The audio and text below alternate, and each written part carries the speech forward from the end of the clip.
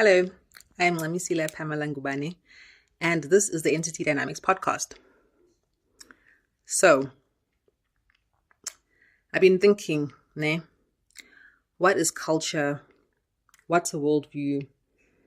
The motto of my company is culture creates behavior and behavior creates reality.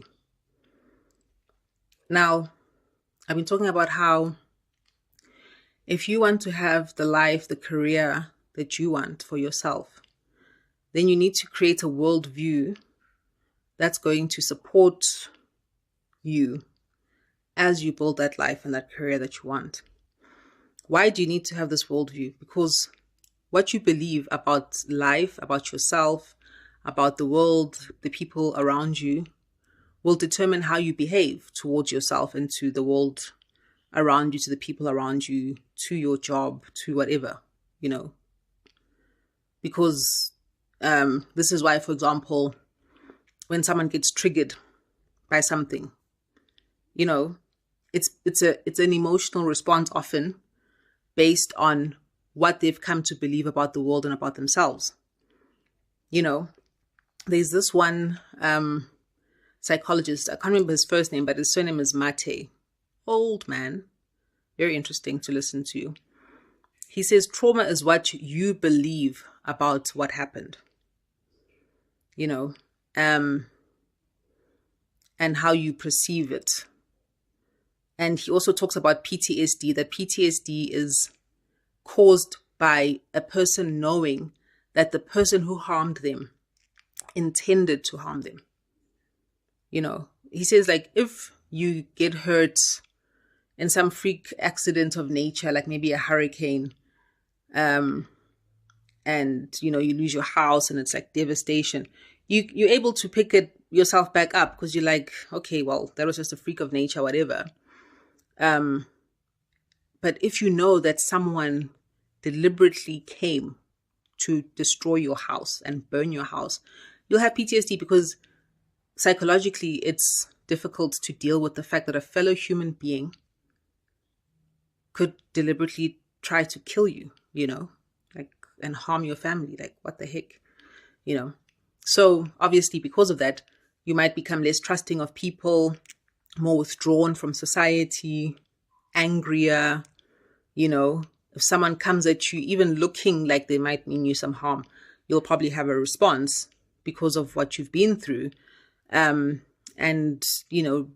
react. So if someone like shouts at you, maybe you'll be triggered more than someone else who doesn't have PTSD because you're just hearing a person shouting, but the other person is hearing a mortal attack about to happen or a fatal attack about to happen. Okay. So they've created a worldview because of their trauma, which says the world is a dangerous place. People are out to get me. I need to protect myself. I must be suspicious of people. So obviously that's going to determine how they behave, right?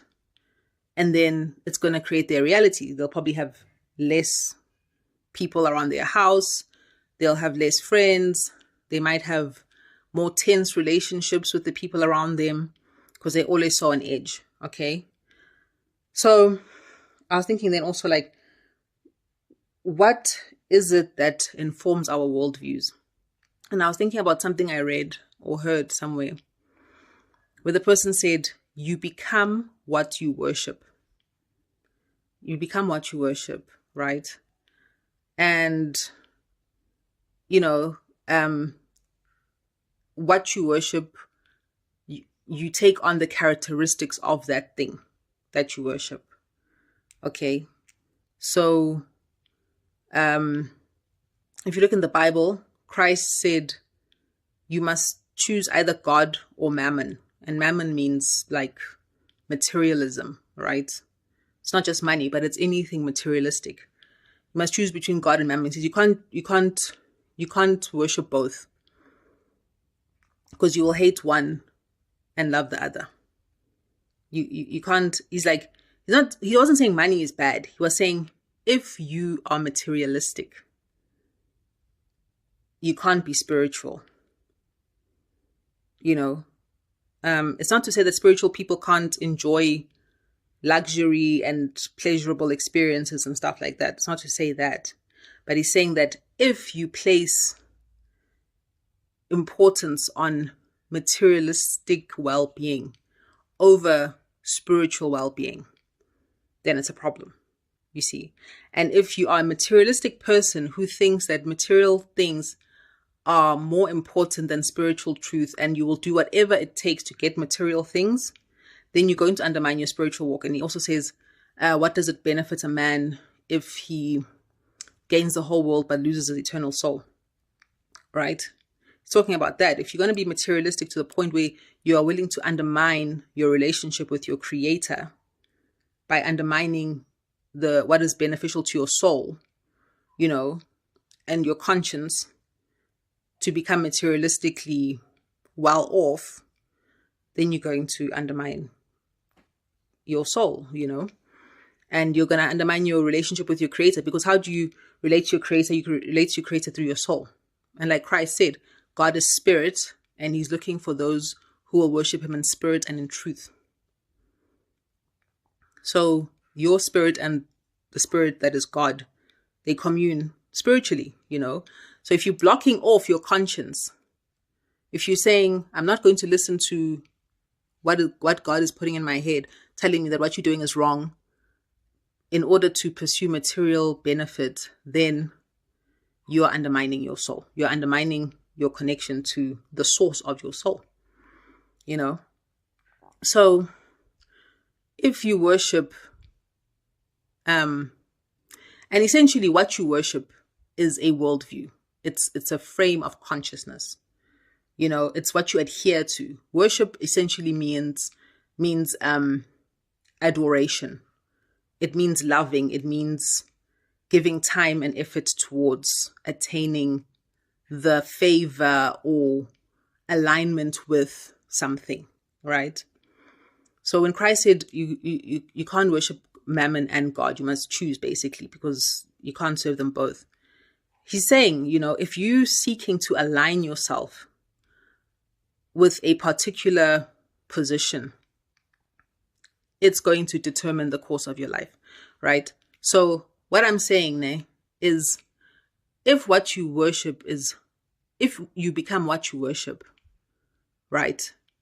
And then we have a situation where, as human beings, right, we have a lot of us, some of us are no longer there, but some of us are still there. But a lot of us grew up in societies and families and cultural settings where what we were told to worship was a God who has no mercy, essentially. Who will say, this is the traditional Christian setting that a lot of us grew up in, who will say that if a little child dies without being baptized, then that child is not going to go to heaven. That's not merciful. That's not merciful. You know what I'm saying? Or when scripture gets twisted, where Christ said that people shouldn't get divorced, right? But then he says, well, anyway, Moses allowed you guys to get divorced because he knew that you are hard-hearted. And then people will say, like, you see, Christ is saying divorce is actually wrong, but, you know, God is accommodating of it, but actually it's wrong, you know. And then we have people saying God hates divorce. Now, it's like blanket statements like that. You know, if you worship a God or a worldview, a consciousness that makes blanket statements and doesn't seek to understand individual people's journeys, right? Then you will probably be someone who is prone to stereotyping people and prone to judging people based on what you think they are, based on what you see, you know. And that's obviously problematic. And I think that's one of the reasons why we have so many problems on this planet.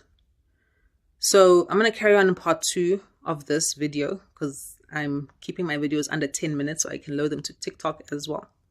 So I'll see you in the next one. Bye.